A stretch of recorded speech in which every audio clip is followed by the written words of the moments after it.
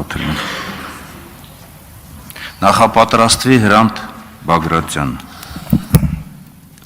Հարգելի գործընկերներ, նախ շնորհակալ ենք, որ ընդունել եք մեր հրավերը եւ ներկա եք այս կարևոր քննարկմանը։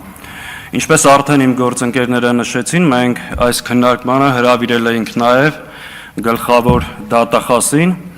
ով մեկ շաբաթ առաջ այս դահլիճում ուժային կառույցների մյուս ներկայացուցիչների հետ մարտի 1-ի ողբերգական դեպքերը հերթական անգամ քաղաքականապես շահարկելու եւ ներկայացման նիստին էր մասնակցում,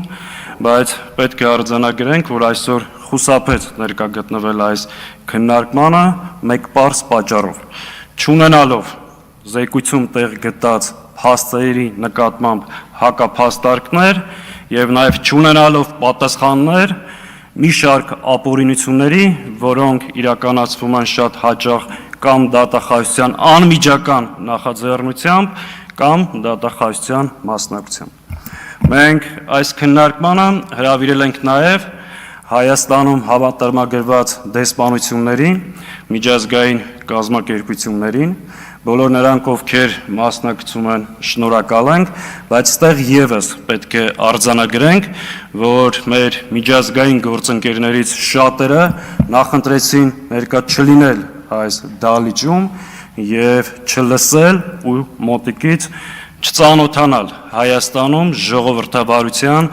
իրական վիճակի մասին։ Ամեն դեպքում մենք կգտնենք արդյունավետ ձևաչափեր այս քննարկման արդյունքները ամփոփելու եւ միջազգային կազմակերպություններին եւ մեր գործընկերներին ներկայացնելու համար։ Հարգելի գործընկերներ, ակնհայտ է, որ Հայաստանի Հանրապետությունը կանգնած է պետականության, ինքնիշխանության, ազգային ինքնության պահպանման լրջագույն վտանգի առջև։ Հայաստանի Հանրապետության իշխանության ղեկին հայտնված այս վարչախումբը, ում անմիջական մասնակցությամբ եւ մեղսակցությամբ Արցախում տեղի ունեցավ էթնիկ զտում, ցեղասպանություն, Արցախը հանձնելուց հետո հետևողականորեն պայքար է սկսել մեր ազգային ինստիտուտները կազմաքանդելու, մեր հոգևոր արժեքների ու ինքնության հիմքերը ոչնչացնելու ուղղությամբ։ Եվ իրենց այս հակահայ ծրագրերը իրականացնելու համար սկսել են բռնաճնշումների նոր ալիք եւ բոլոր նրանք, ովքեր կանգնած են հայկական, պետական շահերի պաշտպանության դերում, հերթով փորձում են կեղծ շինծու մեղադրանքներով կալանավորել եւ մեկուսացնել։ Հայաստանի Հանրապետությունում մենք հասել ենք նրան, որ մեր քաղաքացիների հիմնարար ազատությունները սահմանափակված են։ Խոսքի ազատ իրավունք, ընտրելու, ընտրվելու իրավունք, աշխատանքի իրավունք, սեփականության իրավունք։ Այսօր մեր երկրում ազատ խոսքի համար մարդուն մեղադրանք են առաջադրում ու կալանավորում են։ Այսօր եթե ընդդիմադիր գործիչը ընտրվում է համայնքի ղեկավար, կամ ձերբակալում են, կամ սպանում։ Այսօր Հայաստանի Հանրապետության քաղաքացին, եթե այս իշխանություններին չի քվեարկում եւ ունի այլ տեսակետ, աշխատանքից հեռացնում են։ Քաղաքական հայացքների համար մարդկանց սեփականությունը խլում են։ Եվ այս ամեն ինչը տեղի է ունենում այս իշխանությունների կողմից մեր երկրի սահմանադրական կարգի դեմ ուղղված ոտնձգությունների շրջանակներում։ Եվ սիրելի ներկաներ, այս պայմաններում ինչն է մեր առաջարկը։ Մենք կարծում ենք, որ ընդդիմադիր դաշտի բոլոր ուժերը, ազգային պետական մտածողություն ունեցող քաղաքական եւ հասարակական շրջանակները պարտավոր են մեկտեղել իրենց ջանքերը եւ հնարավորությունները այս իրավիճակը կասեցնելու եւ փոխելու համար։ Մենք կարծում ենք, որ Հայաստանի քաղաքական ընդդիմադիր դաշտի ուժերը անկախ իրենց տարաձայնություններից տարբեր հարցերի շուրջ գոյություն ունեն կարևոր առանցքային օրակարգային հարցեր, որոնց շուրջ պետք է համագործակցեն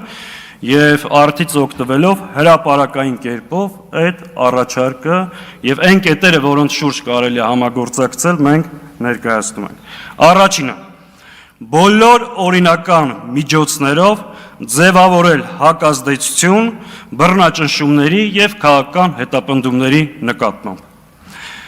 Երկրորդ՝ հայ առաքելական եկեղեցու եւ ազգային արժեքների պաշտպանություն։ Երրորդ՝ քաղբանտարկյալների իրավունքների պաշտպանություն։ Այստեղ հատուկ ուզում եմ նշել, որ պետք է առաջնորդվել որևէ քաղբանտարկյալ, բոլորիս քաղբանտարկյալն է սկզբունքով։ Այսինքն, եթե Հայաստանի Հանրապետության որևէ քաղաքացի հալածանքի է ենթարկում այս իշխանությունների կողմից, մենք պետք է մեկտեղենք մեր ջանքերը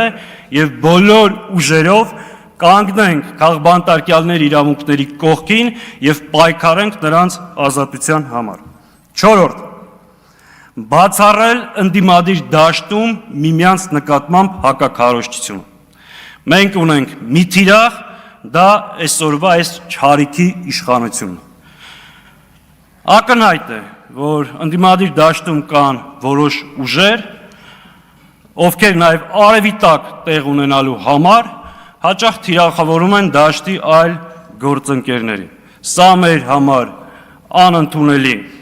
մոտեցում է եւ մենք պետք է հասնենք նրան, որ ընդդիմադիր դաշտում բացառենք միմյանց նկատմամբ հակաքարոզչությունը։ Եվ վերջին կետը ակնհայտ է, որ այս իշխանությունները իրենց վերարտադրությունը ապահովելու համար ամեն ինչ անելու են։ Ողջ պետական ռեսուրս եւ հնարավորությունները օգտագործելու են իրենց վերարտադրության համար, փորձելու են չեզոքացնել իրենց քաղաքական մրցակիցներին։ Եվ այստեղ անհրաժեշտ է, որպեսզի ընդդիմադիր ուժերը համատեղ ուժերով վերահսկեն նախընտրական, ընտրական եւ հետընտրական ամբողջ գործընթացը, փորձելով ապահովել եւ զերծ պահել այս իշխանություններին հերթական չարաշահումներից։ Հարգելի գործընկերներ, սրանք այն օրակարգային առաջնային կետերն են, որոնց շուրջ մենք ընդդիմադիր դաշտին առաջարկում ենք լիարժեք համագործակցություն։ Եվ այս համագործակցությունը որևէ կերպ չի կաշկանդելու որևէ քաղաքական ուժի ինքնուրույն առանձնաբար իր քաղաքական ծրագրերը իրականացնելու ազատությունը։ Մենք հավատում ենք, որ ընդդիմադիր դաշտը մեր երկրի, նորից եմ կրկնում, ազգային պետական մտածողություն ունեցող հասարակական քաղաքական շրջանակները կունենան այդ գիտակցությունը, մենք կկարողանանք միասին ձևավորել այդ դիմադրության ճակատը Հայաստանի Հանրապետության ազգային շահերը պաշտպանելու, մեր երկրում սահմանադրական կարգը վերականգնելու եւ այս չարիքի իշխանության վերարտադրությունը կանխելու համար։ Ես հայտարարում եմ, որ մենք հաջորդ շաբաթվանից Հայաստանի բոլոր ընդդիմադիր դերակատար ուժերի հետ սկսելու ենք այս խորհրդակցությունները եւ կարողանալու ենք այդ ամբողջական կոնսոլիդացիան առնվազն իմ վերը նշված օրակարգային հարցերի շուրջ ունենանք։ Շնորհակալ եմ։ Շնորհակալություն, պարոն Սաղաթելյան։ Խոսքը տրվում է Հրանտ Բագրատյանին, նախապատրաստվի Անժելա Թովմասյանը։